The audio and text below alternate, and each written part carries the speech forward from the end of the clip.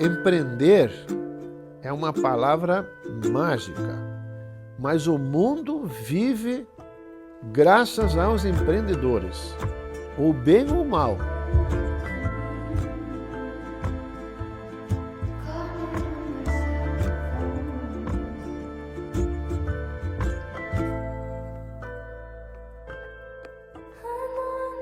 Gravando.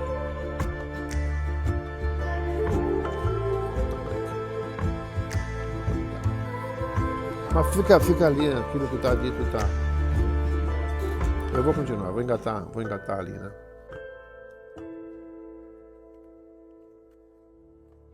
Sou Neivor Canton e sou o atual presidente da Aurora Coop, nossa cooperativa central Aurora Alimentos.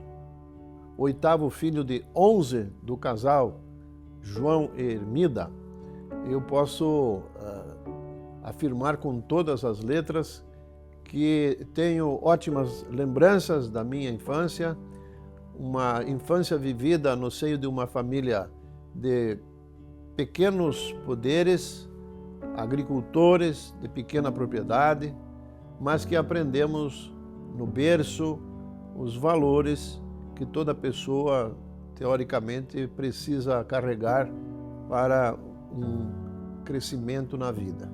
E a minha infância, então, foi vivida na forma como era de praxe se viver, na zona rural, me divertindo com a natureza, com amigos, com vizinhos e, obviamente, aprendendo a trabalhar desde pequeno, porque essa é a tradição de quem, com uma família grande, cheia de necessidades, precisa pegar junto.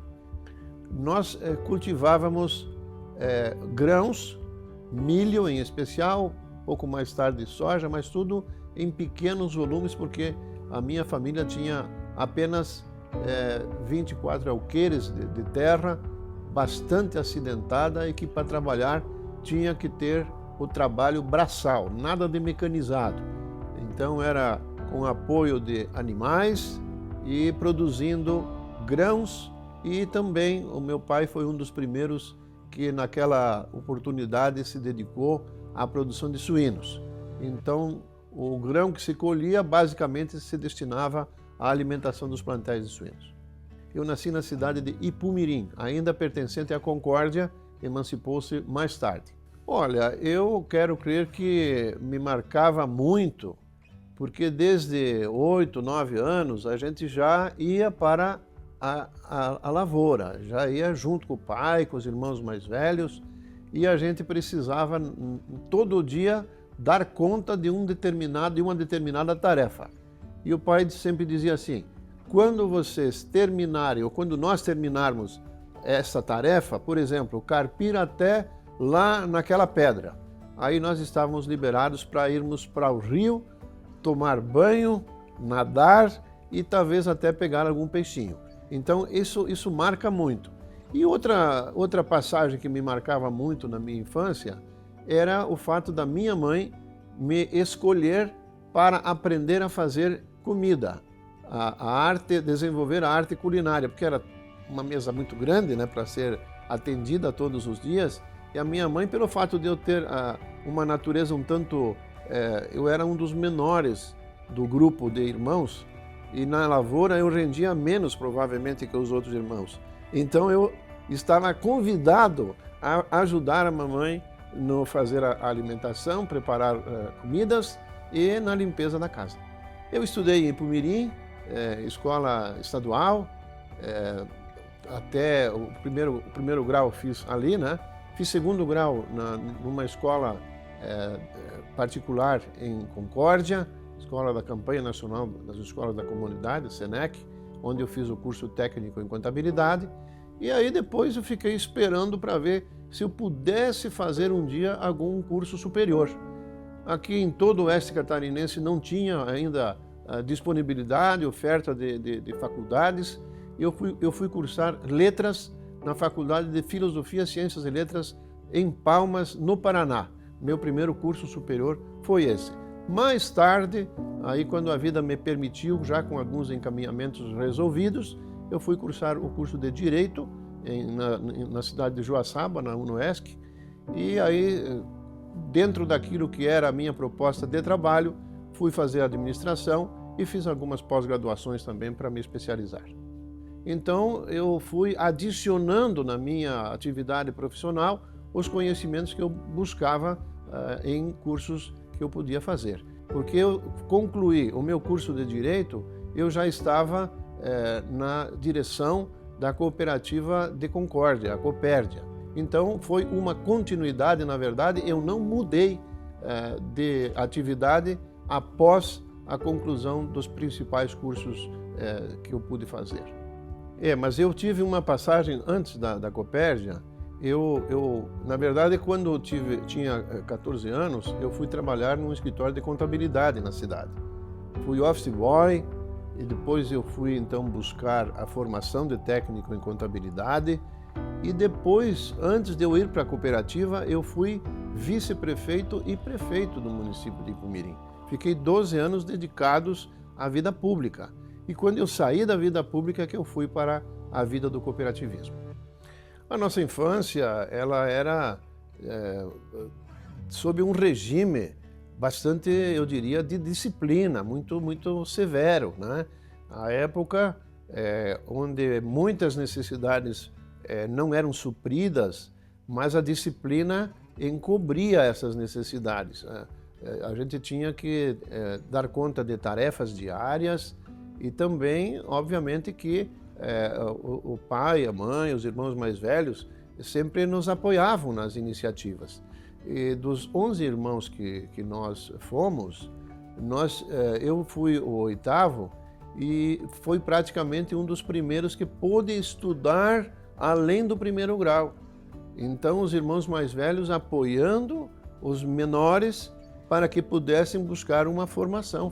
E aí é que veio, então, a possibilidade de eu cursar o nível médio, o curso técnico de contabilidade, e depois, mais adiante, aí eu já tinha a minha própria renda para poder fazer o curso superior.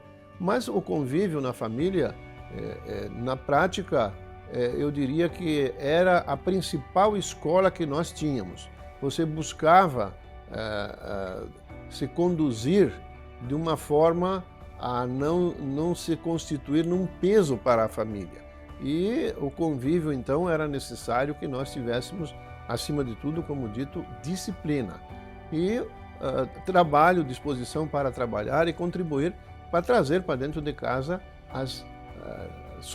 os suprimentos que eram necessários que nós pudéssemos produzir.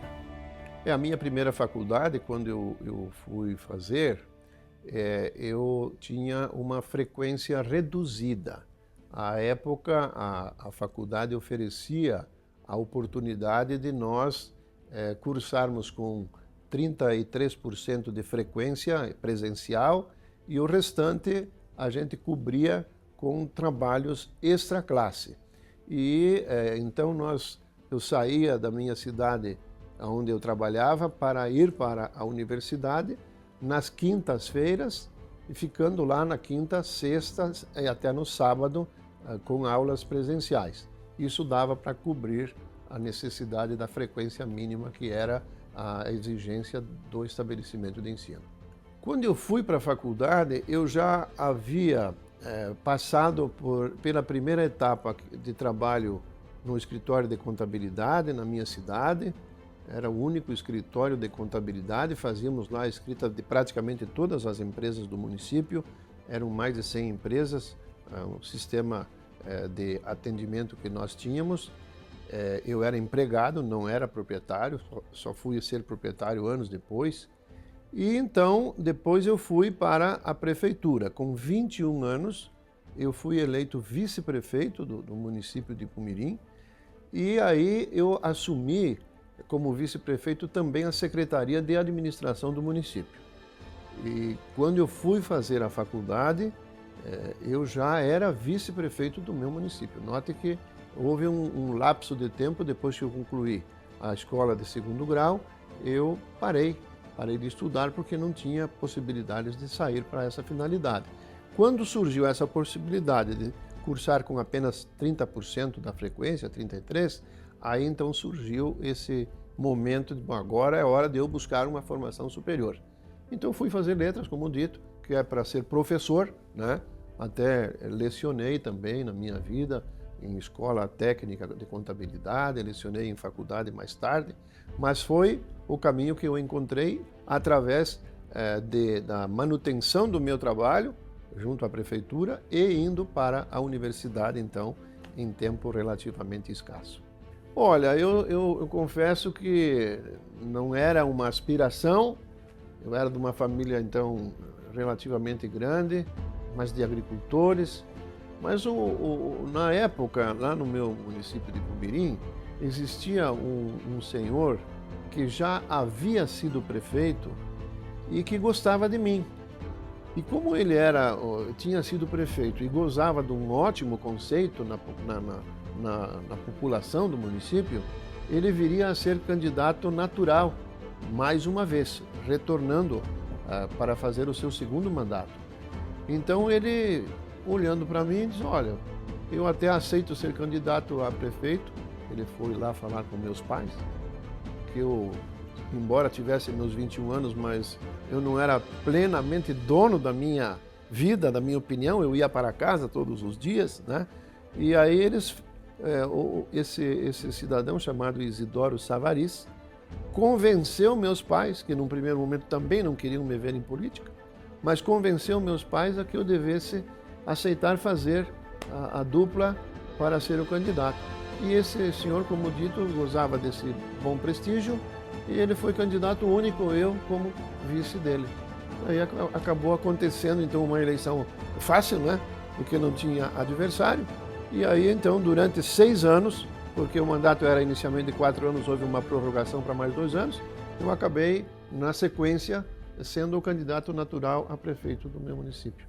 Fiz uma gestão então de 6 anos como vice-prefeito e depois mais 6 anos, porque o mandato seguinte também foi de 6 anos. E aí 12 anos dedicados à vida pública no meu município.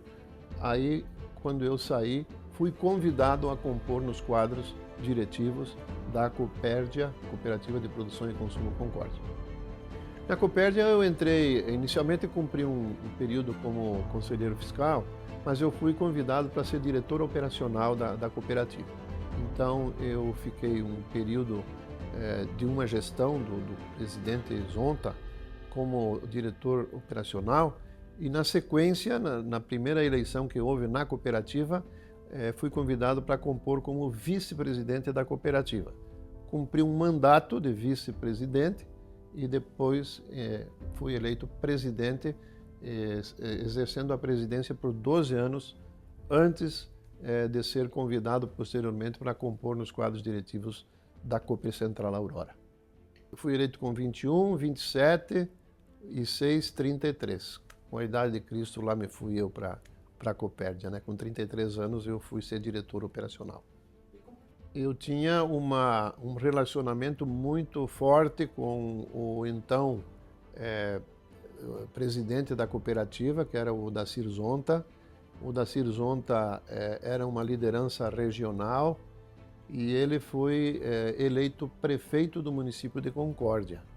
E por isso ele acabou me convidando para que eu fosse compor nos quadros diretivos da Copérdia, porque a gente já se conhecia muito bem.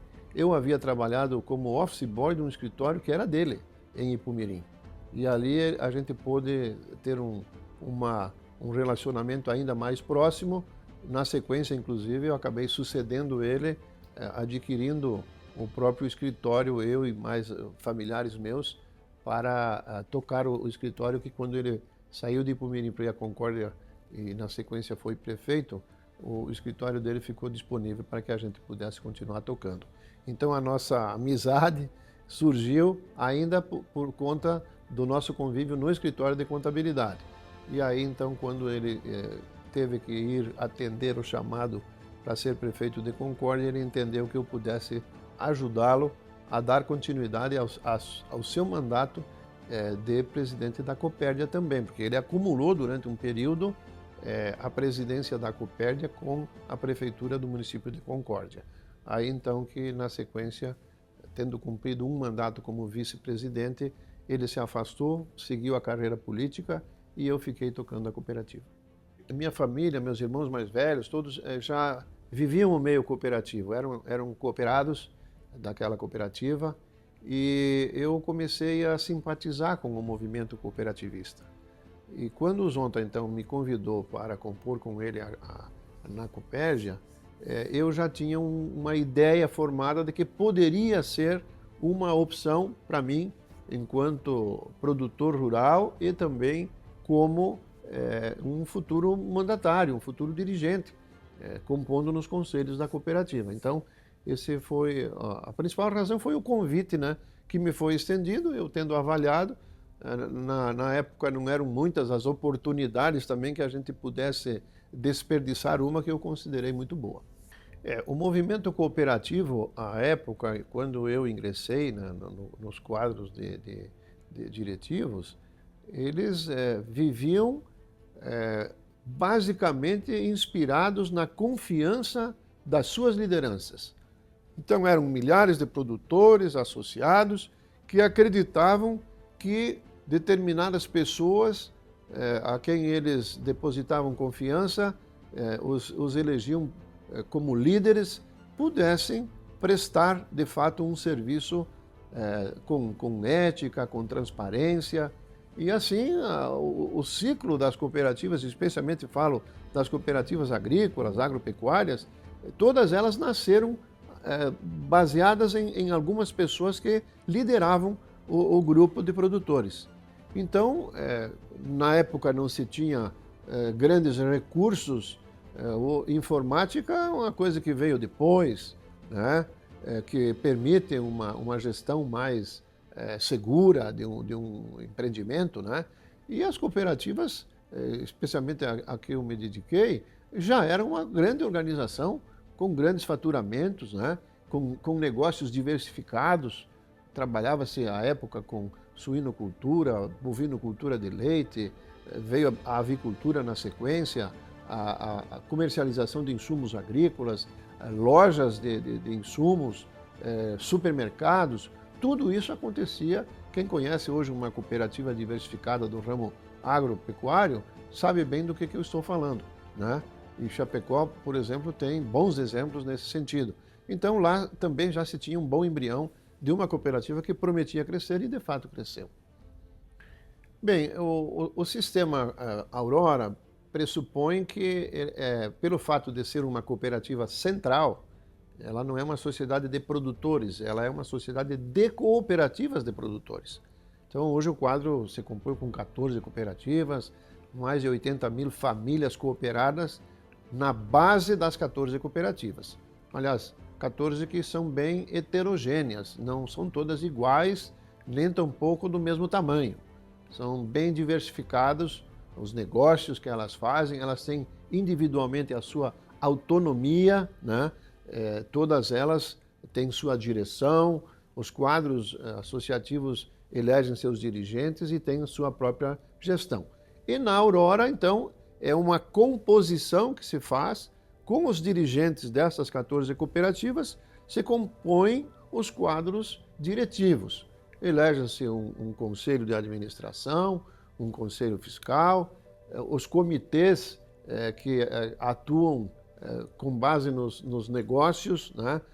São empresas que trabalham no sentido de buscar resultados que, uma vez acontecidos, eles retornam para essas cooperativas que distribuem para os seus cooperados. Então são serviços e também resultados econômicos efetivamente constatados.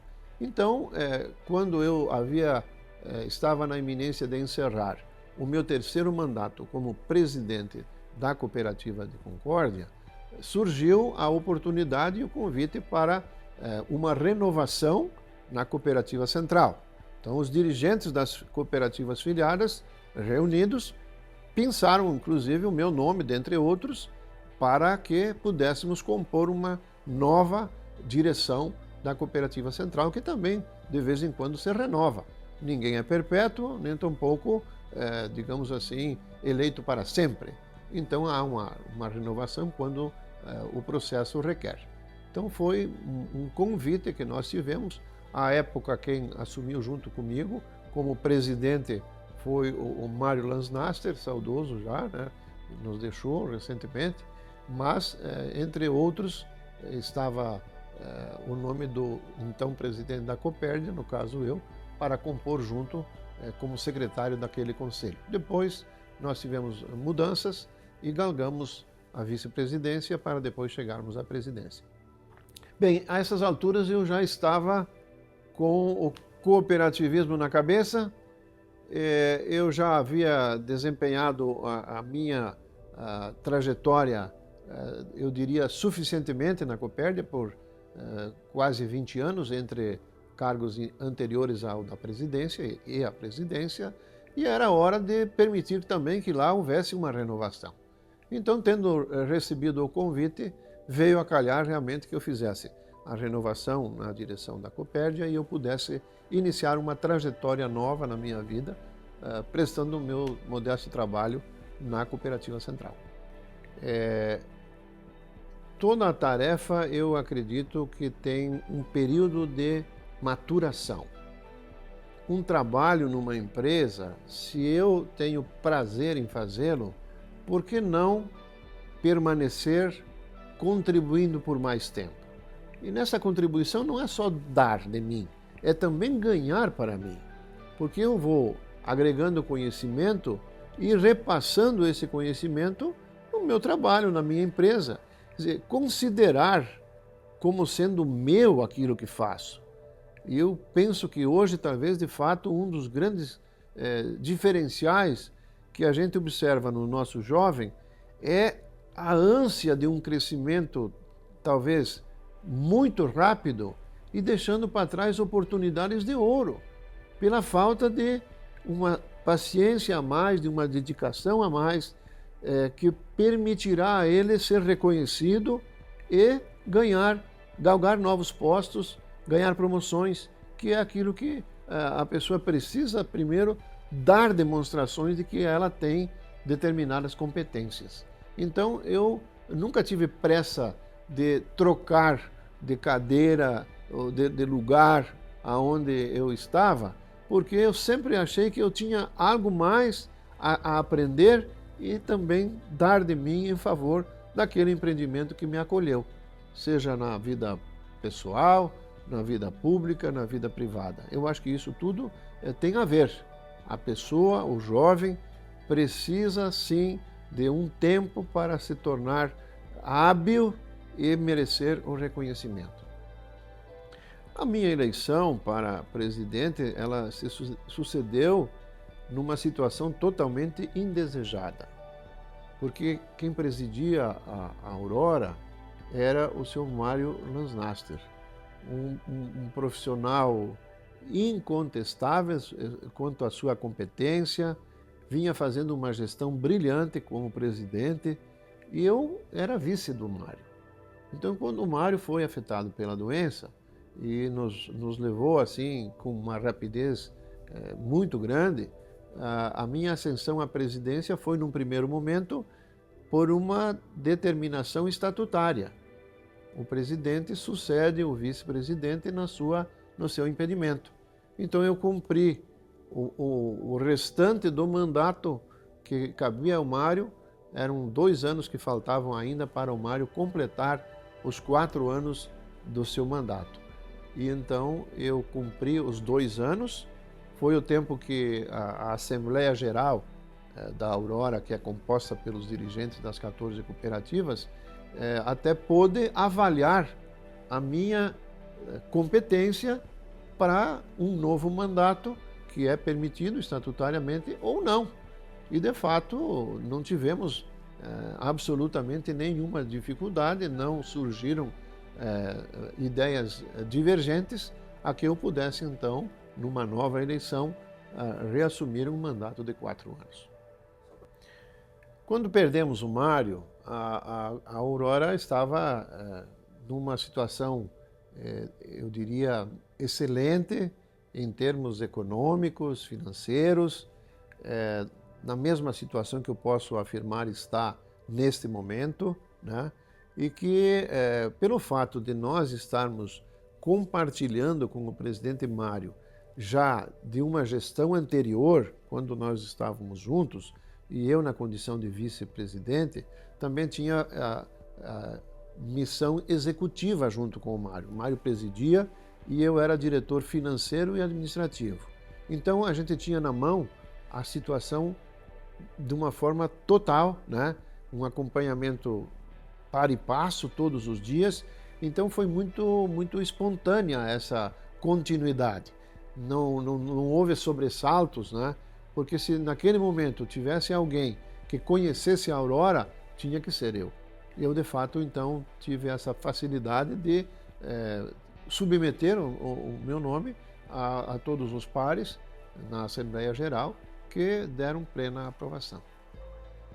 Bem, a Cooper Central Aurora hoje tem o seu 6º presidente, que me cabe estar nesse momento. Mas, então, os anteriores, né? Nunca desconectando o nome do seu Aurí Luiz Budanese, que embora tendo sido o 3º presidente, que ficou por um período praticamente 2 décadas, um pouco mais, antes dele, com passagens muito rápidas, tiveram outros 2, entre eles o seu Sela, né, que também era de uma família bastante tradicional aqui de Chapecó. Depois do seu Aurí também ter sido acometido de doença, e até o fim da sua vida ele estava lá presidindo a Aurora. Depois dele o seu vice, né, que era o seu José Zeferino Pedroso, cumpriu um mandato de 4 anos. O Zé Pedroso também seguiu carreira política, enquanto Aurí era presidente, ele era vice e era deputado estadual. Sucedendo o Pedroso, veio o seu Mário Lansnaster, que estava no desempenho do seu 3º mandato, quando a doença lhe roubou a vida, né? Eu estava acompanhando o Mário também durante todo esse período. Então, por isso, o meu convívio com o Mário, um grande gestor, engenheiro agrônomo, conhecia tudo de agricultura, sabia se relacionar e lidar com as questões do campo. Ele foi um dos grandes difusores da suinocultura em todo o oeste catarinense, enquanto ele servia a atual EPAGRE, que era a antiga Acaresc. Ele contava muitas histórias de como a suinocultura cresceu, e eu que era filho de suinocultor também, sei muito bem, a época quando se iniciou a suinocultura aqui, o seu Aurí como presidente da Central, eles tinham uma norma interna que um produtor de suínos poderia ser integrado, fomentado do sistema cooperativo com uma porca, uma matriz, 2, 3. Imaginem hoje, né? Hoje é 500, 600, 1.000, 2.000 matrizes, né? A época, quando se começou, era assim. E aí começou o primeiro frigorífico da Aurora, que foi uma aquisição feita de uma massa falida, a antiga Marafon, e demorou-se quase 3 anos para deixar a fábrica em condições de começar a bater 200 suínos por dia. Hoje, a Aurora sozinha abate 35.000 suínos dia. Imaginem a trajetória que houve nessa cooperativa para fazê-la chegar ao ponto que chegou. E nem falo de aves, né, que é um projeto que começou um pouco mais tarde, e também a produção de leite para a sua industrialização, que também começou um pouco depois também. Mas quanta inteligência, quanta transpiração aconteceu nessa cooperativa central, que sempre seguiu uma trajetória, horas de um crescimento mais lento, horas de um crescimento mais acentuado, mas chegando aos patamares que se chegou nesse momento. Eu fui conselheiro do seu Aurí. Quando o Aurí era presidente da Central, eu era presidente da Copérdia. Eu compunha por 2 mandatos no Conselho de Administração da Central. E o seu Aurí presidia as reuniões dos dirigentes das cooperativas, que ele fazia mensalmente, para fazer a prestação de contas. E, obviamente que, à época, a opinião do seu Aurí era tão forte e indiscutível que qualquer ideia que ele trouxesse à mesa, uma vez que partisse dele, era aprovada. ninguém discutia. As reuniões, inclusive, eram restritas à apresentação dos resultados antes obtidos e o seu Auri comunicava. Era mais uma comunicação do que propriamente uma discussão em torno de novos projetos. Uma liderança assim dificilmente hoje consegue fazer a gestão de uma empresa. Era baseado num passado que ele tinha, onde ele já havia mostrado que as suas ideias eram de um visionário, foi isso que ele foi realmente na vida, e apresentando um projeto novo, por mais ambicioso que fosse, tinha o apoio de quem o cercava. Não, vamos juntos. Essa ideia é viável. Assim que o Auri fazia. Hoje nós não temos mais, num grupo, digamos, de lideranças expressivo, como é o do nosso convívio, inclusive, espaço para uma opinião dessa natureza. As ideias são minuciosamente avaliadas, discutidas, comparadas, enfim, para que depois possam ser colocadas à prova. Mas naquela época não era assim. Parece que os negócios ganharam uma outra dimensão. Houve assim, ainda há um desejo de parte do sistema cooperativo de levar o desenvolvimento para o campo. Nós perdemos no Grande Oeste Catarinense muita população que foi lá para o litoral, que foi morar em outros lugares.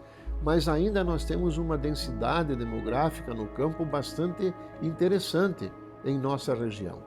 E isso precisa ser compreendido, que hoje, para você participar de um negócio, de uma produção agropecuária, de suínos, de frango, de leite, a escala de produção é fundamental. Então, o potencial para o crescimento dessas milhares de famílias no campo leva as suas cooperativas a projetarem novas indústrias, inclusive, para poder processar essa produção. Então, há um terreno fértil a ser explorado. Óbvio que não dá para fazer loucuras, né? Mas, à medida em que o mercado consumidor, em especial, absorva o campo para se desenvolver produção e processamento, está aberto. E é essa missão que nós temos dado continuidade. O sistema cooperativo, ele busca cumprir diversos elos nessa cadeia, que começa no fornecedor dos insumos para o produtor os adquire, produz e leva a sua produção à cooperativa, que por sua vez traz para a central industrializa, todo um sistema de logística é desenvolvido para fazer a produção chegar ao mercado consumidor, seja interno ou externo, para as exportações. Então, note que há todo um círculo a ser percorrido, fazendo com que o produtor do campo sinta segurança de que ele pode sim produzir, que ele pode pensar em fazer a sucessão na sua propriedade rural, motivando os filhos, os jovens, a que deem continuidade. E o que aconteceu ao longo das últimas décadas, fruto da tecnologia e também dos programas de qualidade implementados no campo, houve uma transformação muito grande, onde o pequeno produtor rural se tornou um verdadeiro empresário rural. E isso tem atraído a vontade e feito com que o jovem, mesmo que tenha buscado formação universitária, ele voltasse para trabalhar em cima daquela empresa que é da sua família. Então, essa revolução que o campo fez ao longo desses anos deve-se exatamente a muitos fatores. Então, a cadeia produtiva, quanto mais elos dessa cadeia nós consigamos abraçar, mais segurança será para os milhares de empresários rurais e também, olhando para a mesa do consumidor, que espera produtos confiáveis, saudáveis e que possa garantir um suprimento tranquilo. Nós atravessamos fases, eu poderia caracterizá-las até como difíceis. Recentemente, a questão da pandemia, onde algumas autoridades sanitárias, em especial, pensavam que era a hora de parar as atividades, que não se poderia dar continuidade sob pena de expor as pessoas às condições de contaminação, e nós conseguimos provar de que é possível manter as atividades funcionando regularmente e garantindo o suprimento, o que, se não feito, seria um verdadeiro desespero no mercado consumidor. Eu posso afirmar com toda tranquilidade que o maior patrimônio hoje, além das pessoas, obviamente, que o sistema cooperativo basicamente é feito de pessoas. É no campo, é na indústria, em todos os lugares, pessoas são insubstituíveis. As máquinas, devagarinho, algumas precisam também cumprir seus papéis, mas o sistema todo funciona em função dos seus donos, que são os empresários rurais, produtores rurais, nossos empregados. Além das pessoas que eu me referia como sendo o instrumento mais importante de toda essa organização cooperativa, é preciso considerar que o maior patrimônio que nós temos, material, se chama marca. E a marca vai sendo construída ao longo de muitos anos, de décadas, e faz com que o teu produto, uma vez que você não decepcione o consumidor, ele vai ganhando valor, vai agregando mais e mais aquilo que é o desejo do consumidor em buscá-la. Então nós, para chegarmos ao mercado, nos valemos de marcas todas relacionadas entre si, algumas delas adquiridas ao longo dos anos, onde a Aurora, no seu crescimento, foi abrigando empreendimentos que estavam à disposição, que não tinham condições, basicamente, de dar continuidade à sua trajetória. E uma das principais razões é, de fato, de que aquelas marcas possivelmente não encontraram a viabilidade no tempo certo para emplacarem o sucesso. Então nós nos valemos de marcas, mas todas elas sob um grande guarda-chuva chamado Aurora. Nós temos hoje nos derivados de proteína suína, de frangos, de lácteos, na linha de massas, de peixes, em torno de 870 produtos distintos um do outro. E produtos você lança, todo mês existe algum novo lançamento, e também alguns você retira do mercado conforme ele tenha se sucedido ao longo de um determinado tempo, mas especialmente porque o consumidor vai também migrando seus desejos, seus gostos, né? Então, na somatória, alguns desses produtos também são produzidos em fábricas de terceiros, com o acompanhamento, com a vigilância, com os cuidados da nossa equipe para a garantia da qualidade. Nós temos uma equipe grande de pesquisa e desenvolvimento de produtos. Antes do produto ser lançado, ele tem um período que antecede, que é no mínimo de 1 ano. Ele tem uma certa complexidade para você ter uma garantia, uma certeza de que, ao investir no seu lançamento, que há todo um trabalho de investimento, esse produto tenha chances de decolar no mercado. Então, nós temos desde uma mini fábrica, onde a equipe de pesquisa e desenvolvimento de produto desempenha os seus ensaios, todo um processo de degustação que passa por dezenas de degustadores, por diversas etapas, até que você encontra o ponto ideal do produto a ser lançado. Aí você desenvolve a embalagem, registra o produto, que também você não pode fazer chegar ao mercado consumidor nenhum produto que não esteja previamente registrado, aprovado nos órgãos sanitários, no Ministério da Agricultura. Então veja que para você lançar um produto novo, há todo um investimento a ser feito. O registrar o produto, além de ser uma obrigação legal, ele inspira aquela confiança de parte de quem vai procurá-lo para consumir, né? Ah, não, está aqui, tem um número de registro, vai ter lá a sua composição, a embalagem obrigatoriamente tem que trazer um conjunto de informações sem as quais você não pode comercializar o produto.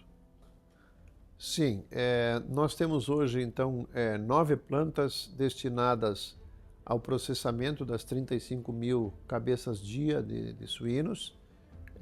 Essas plantas vão do abate ao processamento, à produção dos produtos finais. O mix produzido em cada uma das plantas não necessariamente seja o mesmo. Nós temos transferências de matérias-primas de uma fábrica para outra para poder ter um melhor aproveitamento de mão de obra e para a questão do padrão. Todo o produto deve ter o mesmo padrão, independente de em qual planta ele tenha sido produzido. Em aves, nós temos também 9 frigoríficos de aves, abatemos por dia 1.300.000 aves essas aves também, hoje nós, tanto suíno quanto aves, destinamos muito disso para o mercado externo. Então, o mercado externo absorve em torno de 60% das aves nossas processadas e em torno de 30% do suíno. O restante é industrializado e comercializado no mercado interno, no Brasil.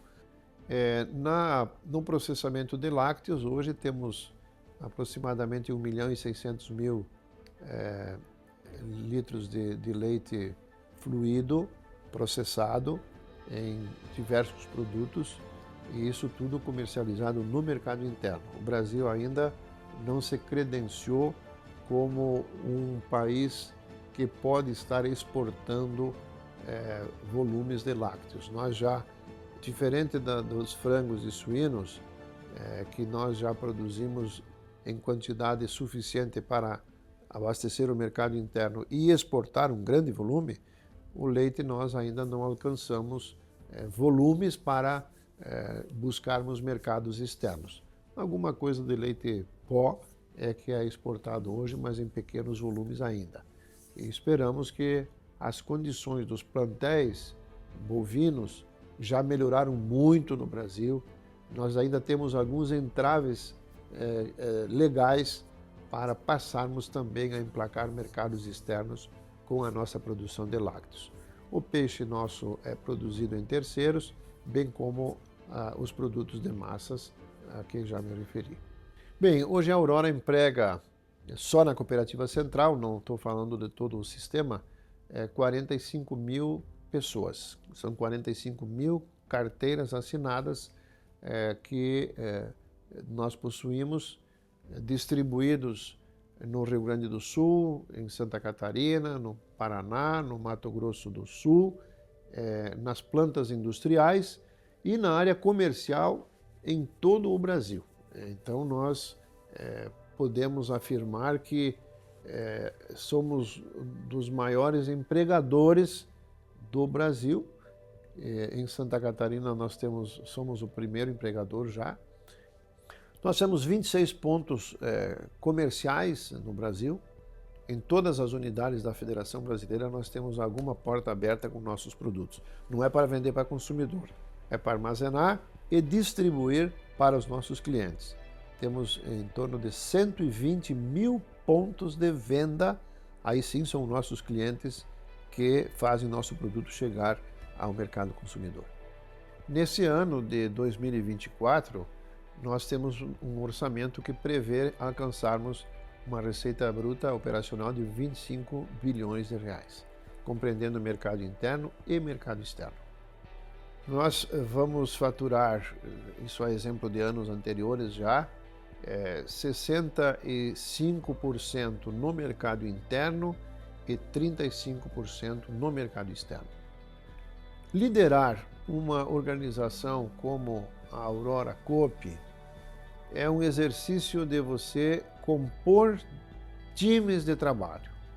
Basicamente, a minha principal atribuição é estar bem acompanhado de pessoas. Isso é o que nos garante o sucesso que nós acreditamos até aqui foi possível e que deve, nessa linha de raciocínio e de pensamento, continuar a acontecer. Pessoas são o que de melhor nós podemos ter.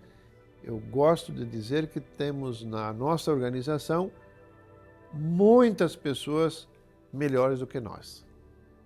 As pessoas precisam ser treinadas, elas precisam dominar os temas que são atribuídos a elas. O trabalho não pode ser um trabalho individualizado. O princípio da gestão de sucesso, de transparência, é o trabalho de equipe. Então, estimular as pessoas a que desenvolvam equipes, independente de onde estejam. A empresa cresceu, disseminou pelo Brasil inteiro e até para o exterior. Então, aonde estiver a Aurora, deve existir pessoas trabalhando em equipe, em grupo, com pensamento muitas vezes discutido, mas sempre pela ideia predominante avançarmos. Nós reconhecemos também nossas pessoas com participação quando os resultados permitem, né? Com participação nos resultados, efetivamente, porque quem constrói os resultados precisa sentir o sabor da sua divisão, né? Então, estimulamos muito isso e também, óbvio, que reconhecer em determinados momentos os nossos colegas de trabalho por tempo de serviço. Nós temos o evento dos jubilados, onde também prestam-se homenagens a esses que são os que vão carregando o piano, formando sua liderança, liderando grupos internos e fazendo a grandeza da empresa. Nós sempre atribuímos ao planejamento a principal peça de sucesso de uma organização.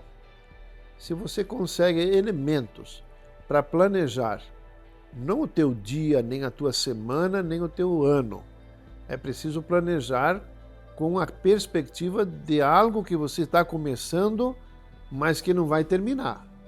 Você quer atravessar o horizonte, você tem que pensar que depois de ti vai chegar outros para darem continuidade a essa tua obra. Você vai deixar um legado. Mas planejar estrategicamente é a principal ferramenta que você precisa ter. Óbvio que você vai ter ferramentas intermediárias de curto prazo também, são necessárias, né? Mas óbvio que é preciso se ter uma perspectiva de perpetuidade do teu negócio.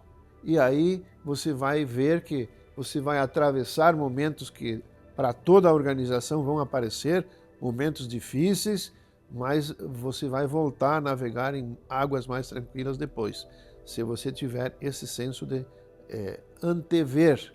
Não se diz adivinhar, mas é antever e saber que momentos difíceis vão acontecer. Todo negócio, toda atividade econômica vai ter um momento de dificuldades. E muitas vezes severas dificuldades. E que você precisa ter as raízes profundas para sobreviver aos tempos e principalmente nesse momento da dificuldade. E você sai fortalecido dela e vai experimentar um novo ciclo de crescimento. Olha, se tem à disposição hoje uma farta literatura, muitas pessoas se dedicam a escrever, a dar consultoria através de obras, mas o mercado é uma coisa muito dinâmica. Muitas vezes, claro, você vai buscar numa leitura uma convicção a mais, um enriquecimento da tua bagagem que você tem, mas não pode ser restrito só a livros, né? Você tem que ir para o mercado, fazer aquilo que se diz de benchmarking, né? Que é a comparação. É ver o que tem alguém que está fazendo melhor do que eu. Por que está fazendo melhor? Aonde é que eu vou buscar isso? É na feira, em pesquisa de mercado propriamente dita. Há também institutos hoje que te vendem números, na verdade, ninguém dá nada de graça, né? Mas você tem que comprar informações que também te permitem um comparativo. E é um conjunto, na verdade. E consultorias hoje você encontra em oferta em qualquer lugar. Óbvio que nem todas são aquelas que você está precisando, mas tem muita coisa boa que você pode também estar buscando através delas. Então, eu acho que é um conjunto é uma soma de fatores que cobram um incessante buscar mais. Porque enquanto você está descobrindo alguma coisa, alguém já está superando o teu invento com um melhor que o teu. Isso é uma coisa que vai continuar acontecendo e você tem que acreditar que o mercado é assim. Não é feito para quem senta na cadeira e espera que as soluções caiam no seu colo. Planejar estrategicamente significa você identificar as inteligências que podem contribuir num processo de discussão e de tomada de decisão. Feliz da empresa que ouve mais e mais pessoas, porque essa tem a perspectiva de acertar em maior grau, porque errar sempre há a possibilidade, e praticamente todos nós, no dia a dia, cometemos algum erro, pela falta de possibilidades de antever o futuro. Então, eu imagino assim que o que tem de melhor que você possa se cercar, de novo, pessoas que possam contribuir no teu processo de planejamento. Nós vivemos situações constantes quase, aonde que para você colocar o teu produto na prateleira do supermercado para vender, você tem inevitavelmente um custo que nem sempre o consumidor está disposto a pagar. Porque você tem que ter o custo, pela lógica mais a tua margem, e aí o consumidor desembolsar esse valor. E isso não é uma conta pacífica, né? Não se pode contar com isso que vai acontecer.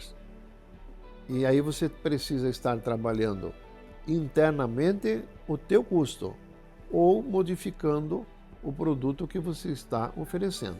Ora, quem tem produtos reconhecidos pelo consumidor, que os exige na forma como ele os conheceu e que ele quer consumi-los, você, se não tiver o meio de adequar o teu custo, permitindo que você possa trabalhar, sobreviver, respirar com o preço de venda, você estará inevitavelmente fora do mercado. Então é complexa essa equação. E tem acontecido, por exemplo, na nossa atividade, nós temos do que é que se faz proteína animal? De grãos, basicamente de grãos, majoritariamente, né?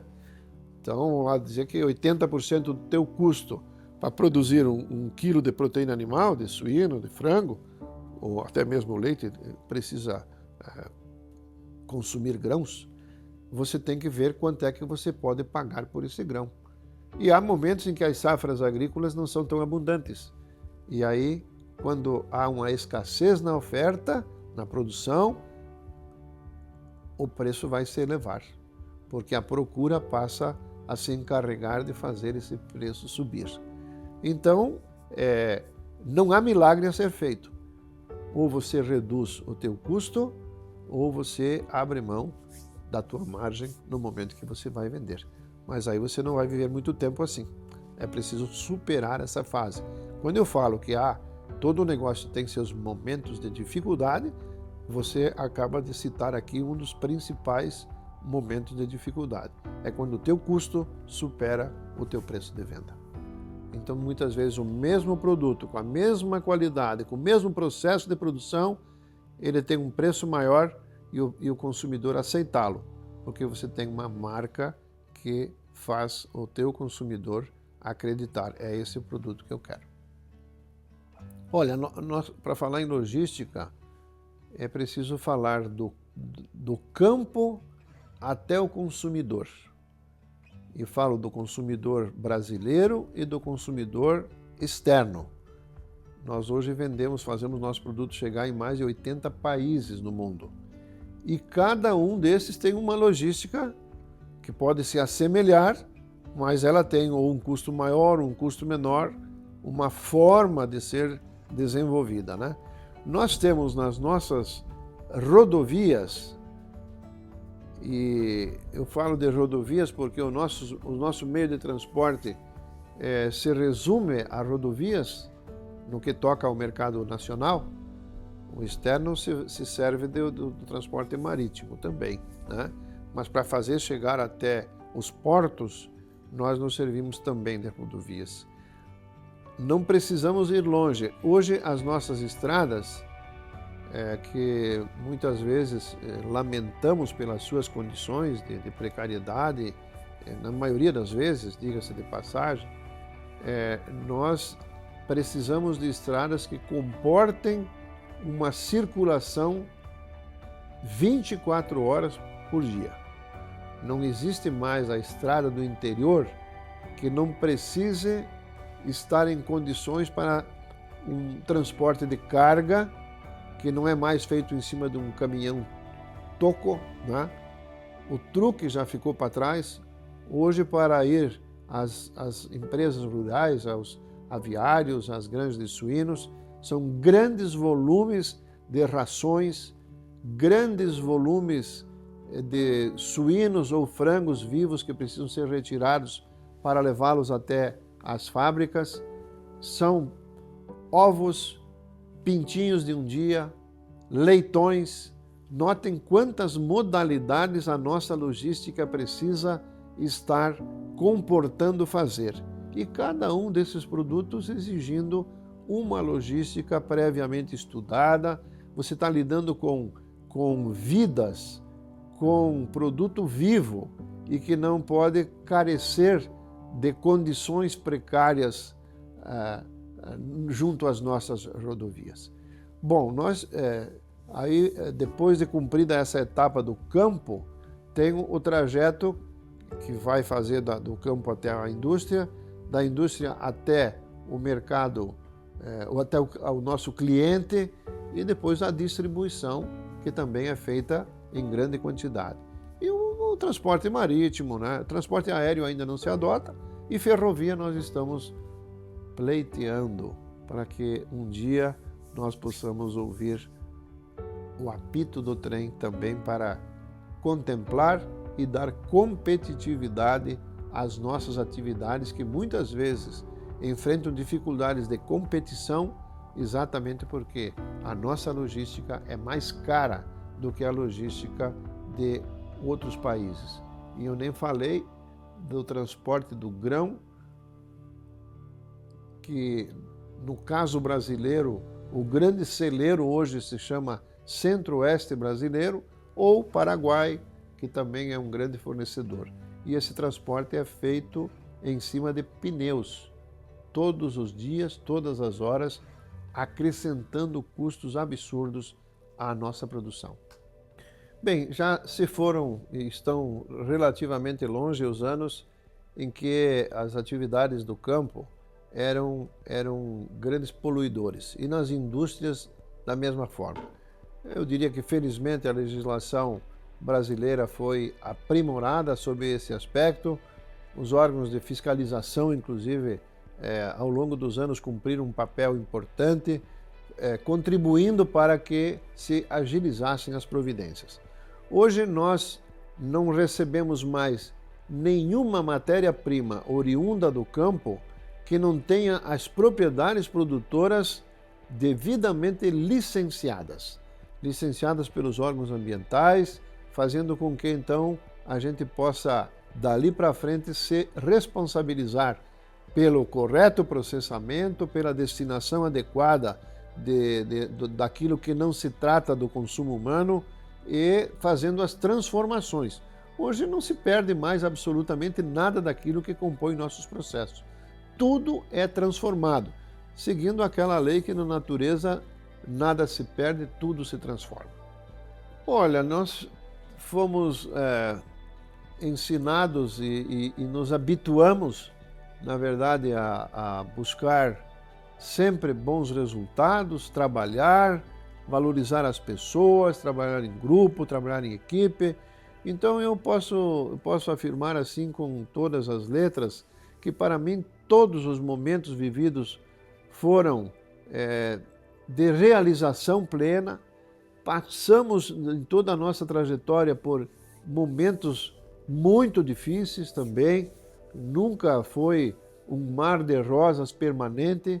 A gente está hoje com negócios diversificados, um está muito bem, o outro está apenas bem, o outro está ruim, porque são decorrências de situações dinâmicas que o mercado se apresenta, e isso nós já nos acostumamos a que a gente deve viver bem o momento, comemorar, inclusive, por que não, aqueles momentos que alguns bons resultados nos são oferecidos pelas atividades, mas lembrar sempre e perguntar qual é o desafio do dia de amanhã. É assim que é a nossa vida. Olha, eu acho que uma característica que não pretendo abandonar é analisar com realismo, né?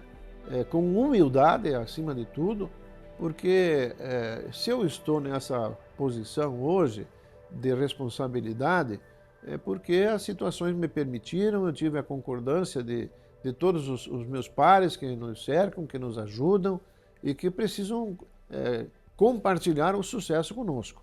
Eu me considero uma pessoa de sorte também, né? Porque sobrevivi realmente a muitas situações de dificuldade e podemos dizer, prestando nossa modesta contribuição ao desenvolvimento de um dos grupos principais hoje naquilo que fazemos no Brasil. Para se tomar uma decisão, a gente precisa estar calcado em um nível de convicção bastante acentuado. Quando você tem 50% de dúvida e 50% de certeza, busque mais certeza, é muito pouco, só a metade. Tem que ter uma tendência mais clara de que novos projetos requerem um nível de segurança maior. Te cerque de opiniões abalizadas, faça um processo de maturação na análise e tome a decisão. Você vai ter a chance, provavelmente, se esses cuidados forem tomados, de um acerto maior. É óbvio que nós temos como humanos, né, sempre aquele chavão de dizer, não, os humanos erram, mas também não podem errar muito. Tem que errar o mínimo possível, porque a cobrança amanhã virá, e virá sobre o que é teu, mas também sobre o que é dos outros, porque você está tomando decisões para ti e principalmente para terceiros que não desejam insucesso naquilo que você faz.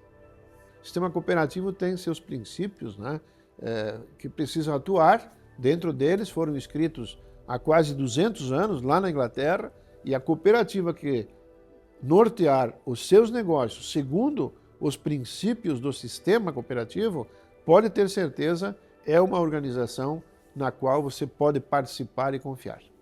Porque são princípios inteligentes. Se pega os princípios do sistema cooperativo e analisa um por um, ele te desafia a fazer bem feito o que você faz. E acaba, repito, quem o seguir sendo pessoa ou entidade ou organização de sucesso. Olha, eu penso que o melhor legado que se pode deixar, e nós lidamos muito com uma palavra chamada transparência, que alguém possa, a qualquer momento, quem quer que seja, analisar os teus atos, a tua trajetória e se inspirar nela. A família, os amigos, enfim, as pessoas de convívio ou não de convívio também, mas que possam ver de fato que, olha, essa trajetória, que sempre é pequena, é curta, ela possa inspirar novos empreendedores que façam, que corrijam nossos erros, inclusive, e que façam melhor a sua contribuição em favor da espécie humana, especialmente no Brasil, que nós tanto estamos precisando. Bom, eu não sou assim muito dado a falar do Neivor, né? Eu sou econômico nisso. Não gosto de me definir, prefiro que quem me conhece analise e absorva, enfim, a minha trajetória, a minha postura. Eu sou um tanto, não sou assim um grande comunicador no meio onde eu estou. Gosto mais de ouvir do que de falar. E sou assim na família e sou assim no meio onde eu trabalho também.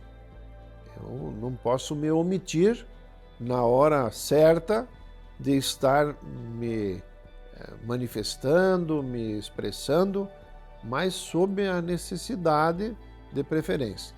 Nunca querendo ser o centro das atenções, né? Mas a missão da gente muitas vezes impõe que você deva estar expondo o teu pensamento, o teu raciocínio, defendendo a tua ideia. Eu vivo algumas décadas já vivendo de conselho em conselho e são ambientes que sempre te obrigam a expressar a tua opinião, teu ponto de vista, sem naturalmente desejar que ela seja uma imposição. Então, se falar em deixar um legado, eu penso que se todo o ser humano souber compartilhar o seu conhecimento, não ser egoísta ao ponto de ocultá-lo, você está dando uma contribuição ao meio que você vive. E eu sempre vivi em sociedade, sempre me submeti com facilidade às regras instituídas e eu acho que assim eu dei a minha contribuição para construir uma sociedade justa, melhor para se viver, onde todos possam ter as mesmas oportunidades. Para os jovens, empreender é uma palavra mágica, mas o mundo vive graças aos empreendedores, ou bem ou mal. Mas quando se empreende com espírito público, espírito comunitário, um espírito social, eu penso que o jovem precisa se atrever a isso, fazer suas experiências, tem o direito de errar, não querendo errar, obviamente, e assim o mundo vai ser melhor. Se todo mundo cruzar os braços e esperar que os outros empreendam, o mundo vai empobrecendo. Nós precisamos gerar riquezas, trabalho, porque aí há um compartilhamento e o nível se eleva de, podemos dizer, de IDH, o Índice de Desenvolvimento Humano, hoje se fala muito nesse índice, ele vive de quem empreende, de quem gera riqueza e compartilha. Esperar compartilhar, mas sem dar a minha contribuição para gerar, empreender, seria um ato injusto. Preciso contribuir e eu acho que o jovem está na fase em que ele tem todo o direito de arriscar. Arrisque, você pode errar uma, duas, mas na terceira você vai acertar e você vai ser um grande empreendedor. A vida reserva esse espaço a quem tem coragem para empreender. E se é alguém que pode ter coragem, não é o idoso, né, que já está lá na reta final, é aquele que ainda tem toda uma vida pela frente. Você, jovem. Bom, fé começa se aprendendo em casa. Eu sou de uma família que acredita, em primeiro lugar, num ser superior, que guia nossas ações, é Deus. E a fé brota de dentro de cada um de nós. A fé é transformada em gestos, em ações. em projetos, em realizações, desde que você acredite. Para mim, fé é sinônimo de acreditar e de fazer. Então não tenha a menor dúvida de que o elemento, o cidadão, o ser humano desprovido de fé é um grande candidato ao fracasso. Acredite e faça, experimente, você vai colher. Bem, falar de Chapecó hoje é de falar de um case que chama a atenção do Brasil. Eu falo do Brasil, provavelmente alguém lá de fora também possa estar enxergando em Chapecó um espaço de oportunidades. Muito investimento que aqui acontece, tem como base a sua tradição de trabalho, um povo da melhor qualidade, e que nós, o nosso empreendimento cooperativo, encontrou aqui de fato, eu não posso falar só de Chapecó, mas podemos abrir para a região oeste, meio oeste em especial, dizendo que a continuar esta trajetória, nós teremos aqui um grande polo irradiador de desenvolvimento para o país. Chapecó impressiona a quem não passa por aqui e vê o nosso ritmo de crescimento. E nós precisamos prestar atenção para preservar as matrizes que são as grandes propulsoras desse desenvolvimento, desse crescimento. Há que se ter cuidado. Se nós voltarmos atrás 4 décadas, que não é um lapso de tempo tão grande assim para se avaliar um desenvolvimento de uma região, nós vamos encontrar, quem sabe, algumas oficinas, algumas metalúrgicas que estavam a serviço do desenvolvimento de um polo agroindustrial. Pois essas pequenas oficinas, pequenas metalúrgicas, hoje são empresas exportadoras que fazem Chapecó ser admirado. E, repito, 40 anos é um lapso de tempo pequeno para se avaliar um desenvolvimento. Como serão os próximos 40? Nós temos condições de assegurar que as molas que alavancam esse crescimento estarão com saúde no sentido econômico, financeiro? É possível que sim, é possível que estejam ainda mais evoluídas do que estão no estágio de hoje, mas é preciso pensar seriamente em preservar este modelo, que óbvio o tempo vai se encarregar de transformá-lo ano a ano, moldá-lo para que ele continue a ser de ponta e transmitindo para o mundo este recado.